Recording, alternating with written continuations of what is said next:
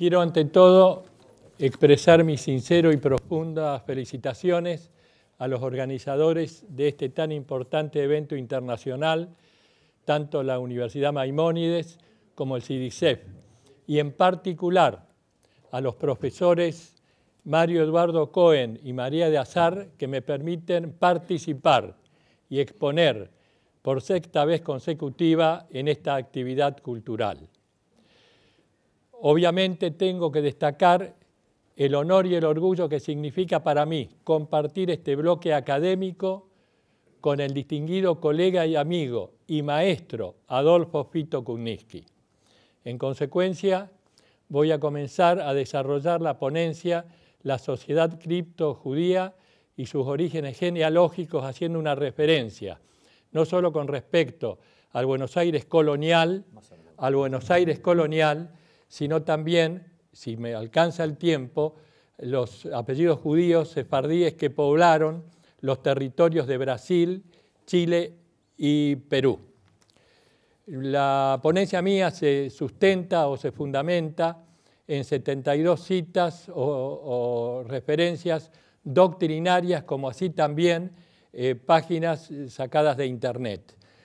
He seguido los lineamientos de los libros de Luis Franco, Ricardo Lafuente Machain, particularmente América Colonial Judía, del prestigioso investigador Mario Eduardo Cohen, Anita Novinsky, un último libro que sacó en el año 2016 sobre fuentes inéditas de la nueva visión de la realidad histórica de los judíos de Brasil, Editorial Planeta, año 2016, y en páginas de Internet, en primer lugar, Pablo Chami, Mario Eduardo Cohen, Emir Reitano, que es una brillante tesis en la Universidad Nacional de La Plata sobre los portugueses del Buenos Aires tardo colonial, Martín Wasserman, un investigador de UBA CONICET, un brillante joven que lo hemos escuchado en CIDICEF hace muy poco tiempo,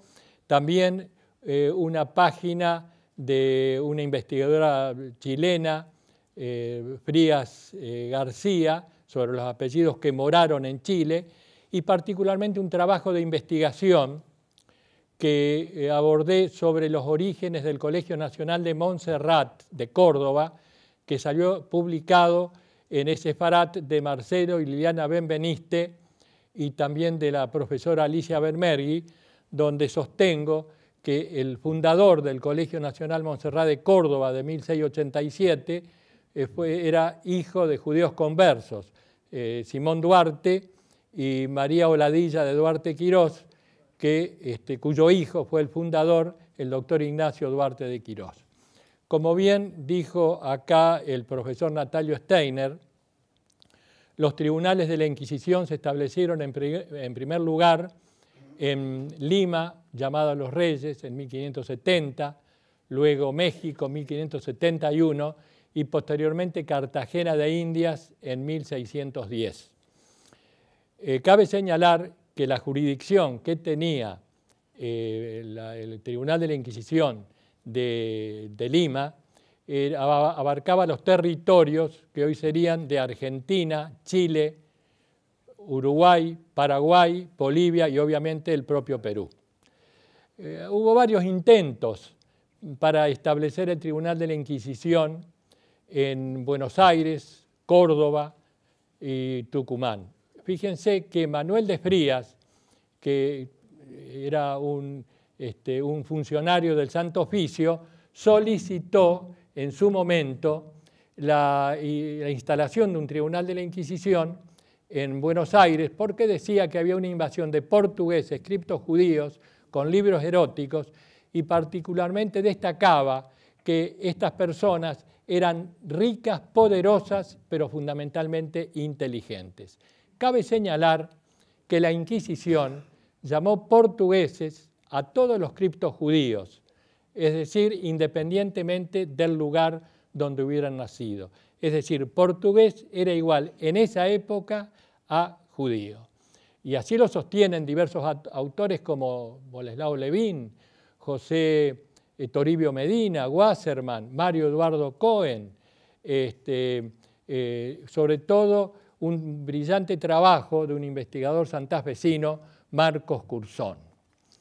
A los efectos de nuestra investigación considero relevante el año 1580, que es la unificación de los reinos de España y Portugal, que se extiende de 1580 a 1640.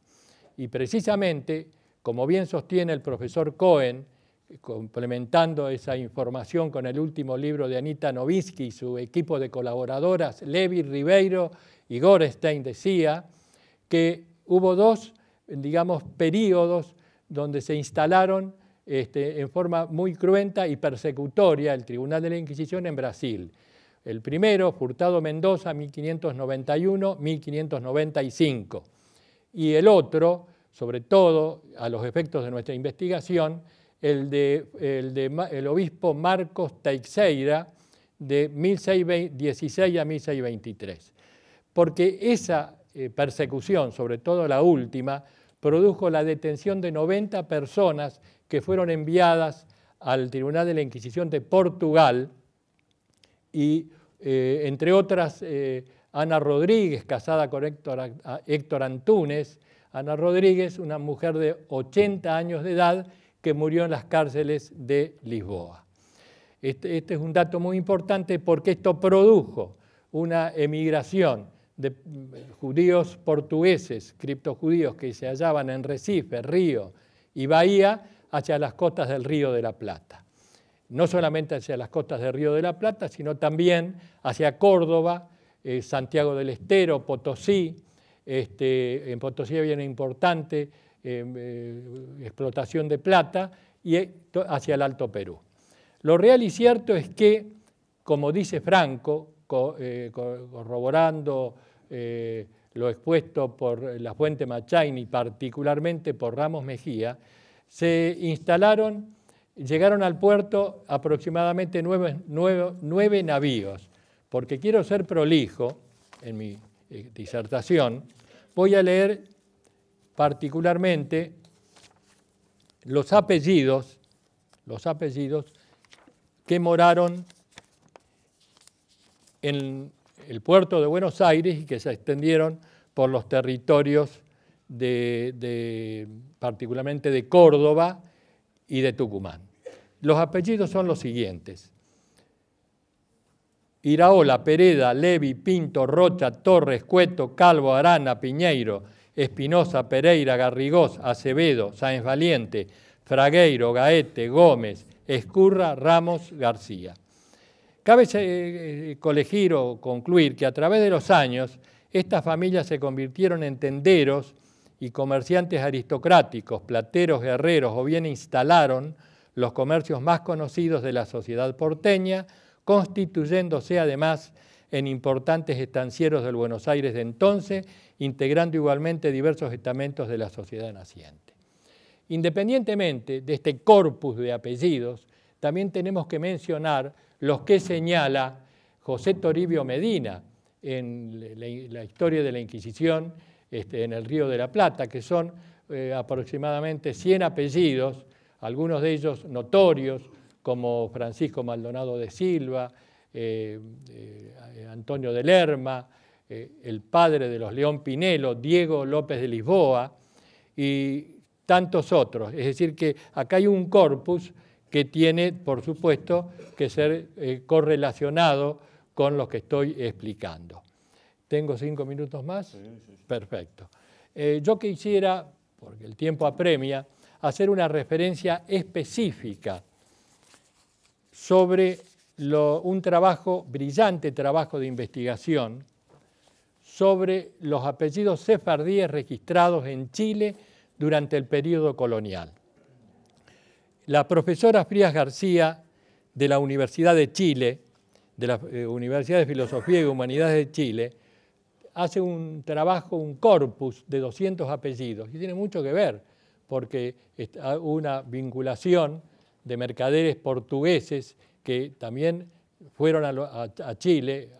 A los mercaderes portugueses les llamaban los confederados, entre otros estaba Diego de Vega, Bernardo el Pecador, Mateo Ayala. Bueno, entonces estos apellidos de alguna manera tienen que corresponder también con los que moraban por estos territorios de Córdoba, de Tucumán, del puerto de Buenos Aires. Lo hace sobre la base de la antroponimia, nombres propios de las personas. Toponimio, estudio de los nombres propios de los lugares.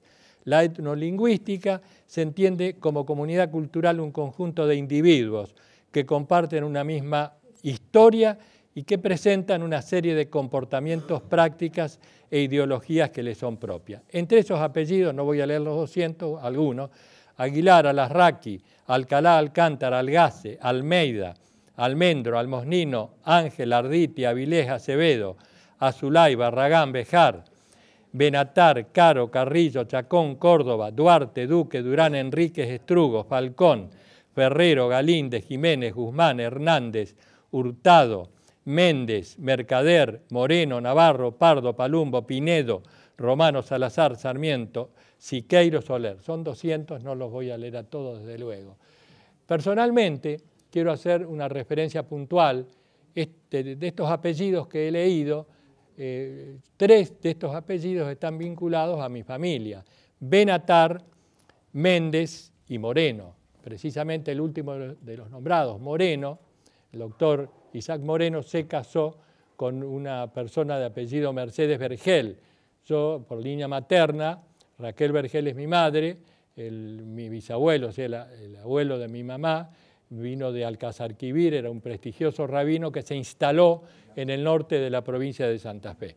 Y decía que Isaac Moreno se casó con Mercedes Vergel, que es el cuñado de 2 científicos reconocidos internacionalmente, Meni Vergel y Salvador Darío Vergel, este último, profesor emérito de la Facultad de Derecho de la Universidad Nacional de Córdoba. Y ya para ir cerrando, porque el tiempo apremia, quiero decir qué pasó con estos millares de judíos portugueses que instalaron. Tengo 5 minutos, perfecto, entonces me da tiempo porque he hablado un poco apurado por la falta de tiempo. De todas maneras quiero decir qué pasó con estas personas que eran judíos, que, como bien dice Anita Novinsky sobre las personas que fueron detenidas en Brasil, de 1.100 personas, el 27% eran mujeres, que mantenían viva la llama de la religiosidad, les llamaban las dogmáticas. De tal suerte que con respecto al destino de estas personas que se instalaron en los primeros años del siglo XVII, ¿qué pasó con ellos? ¿Por qué abdicaron de sus convicciones religiosas? El tema no es fácil, porque como bien dice Nelson Mandela, la valentía no es la ausencia de miedo. Para superar ese miedo, el triunfo sobre esta ausencia es el triunfo sobre el miedo.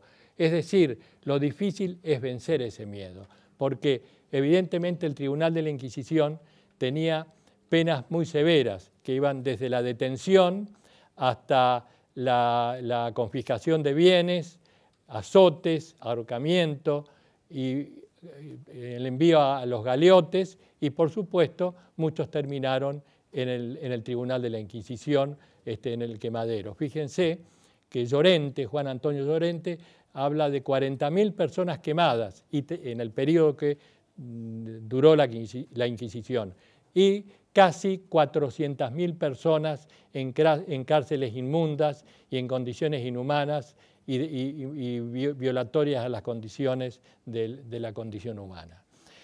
¿Qué pasó con estas personas? Para redondear, como bien dice la profesora Silvia Nora Leff en los trabajos que ha realizado en la Sociedad Hebraica Argentina y particularmente en estos 2 últimos años, en el Colegio Público de Abogados de la Capital Federal, un simposio sobre Baruch Spinoza, Freud y Lacan, decía que hasta la cuarta generación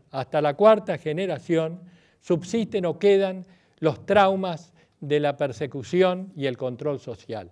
La profesora tiene incluso trabajos realizados en una revista, como recién le decía al profesor Steiner, en una revista de la Universidad de Tucumán, que dirige Laura Benadiva y que coordina Ricardo Haro, justamente sobre estos temas tan acuciantes, y en uno de los aspectos que yo recomiendo estos trabajos de investigación, destaca que por qué esa resistencia, ese temor, ese peligro, por qué esa abdicación de los ideales, sencillamente porque existe la repetición respecto de la victimización. Entonces cada uno sabe qué camino tomar. Muchas veces uno lo que intenta como ser humano, forma parte de la naturaleza del ser humano, es la sobrevivencia, es la subsistencia.